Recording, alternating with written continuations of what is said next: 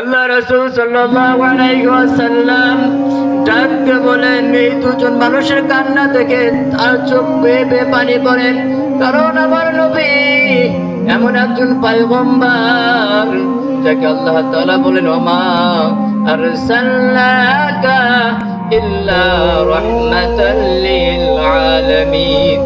দয়ার নবী, মায়ের নবী আমার তাদের কান্না দেখে কাঁদতেছেন। হঠাৎ করে কান্না থেমে গেল।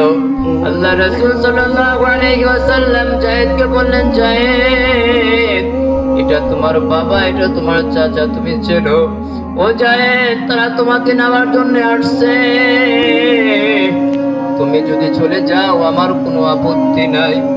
যায়েদ, তুমি যদি থাকতে চাও তুমি থাকতে পারো, কোনো বাধা নাই। আল্লাহ রাসূল সাল্লাল্লাহু আলাইহি ওয়াসাল্লাম পরিপূর্ণ দায়িত্বটা যায়েদের উপর দিয়ে দিলেন। যায়েদ বিন হারেসা রাদিয়াল্লাহু তাআলা একবার বাবার দিকে তাকায়, আবার নবী রাসূল সাল্লাল্লাহু আলাইহি ওয়াসাল্লামের দিকে তাকায়, আবার বাবার দিকে তাকায়, আবার নবীর দিকে তাকায়। যায়েদ বিন হারেসা রাদিয়াল্লাহু তাআলা হঠাৎ করে কোনো দিকে তাকায় না, নিচের দিকে তাকিয়ে বলে, নবী, 10 বছর বয়সে আমি বাবাকে হারাইলাম, 10 বছর বয়সে আমি মাকে হারাইলাম।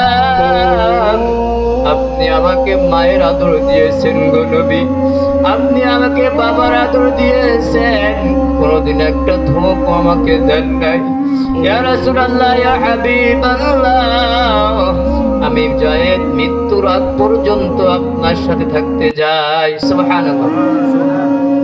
যায়েদ বিন হারেসা রাদিয়াল্লাহু তাআলা যে সময় বলে, ইয়া রাসূলুল্লাহ, আমি আপনার সাথে থাকবো গো নবী, আমি আমার বাবার সাথে যাব না।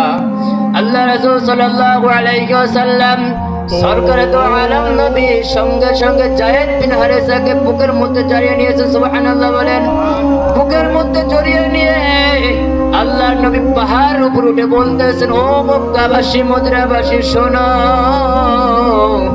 তোমরা এতদিন মনে করছো যায়েদ আমার গোলাম, আজ থেকে তোমাদের ঘোষণা করে দিলাম যায়েদ আমার গোলাম নয়। যে যায়েদ এত বছর পরে বাবাকে পায়, বাবাকে পাওয়ার পর যে যায়েদ বাবার সাথে যায় না, মাকে পাওয়ার পর যে যায়েদ মার সাথে যায় না, আমি নবী ঘোষণা দিলাম আজ থেকে যায়েদ আমার সন্তান। বলেন সুবহানাল্লাহ। এই নিজের